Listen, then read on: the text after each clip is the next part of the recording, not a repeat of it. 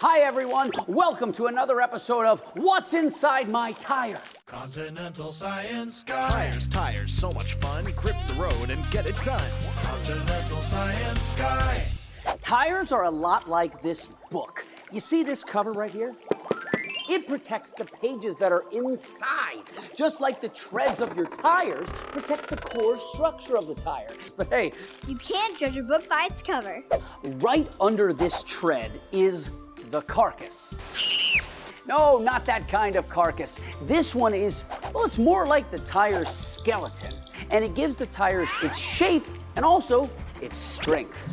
It's like a tire with bones. Next, we have the belt package. And the belt package is kind of like the tire's muscles. The belt package is made up of steel belts that help the tire keep its shape and also improve performance. Now let's move on to the inner liner. The inner liner is kind of like the tire's lungs. The inner liner is crucial for maintaining the air pressure, but also keeping your ride smooth. Without it, your tire would go flat in no time. So remember everyone, there is a lot more to a tire than just the treads. It's like discovering a treasure chest inside your tire. That's right. Hey, that's all from here. So remember, keep exploring and stay safe on the road.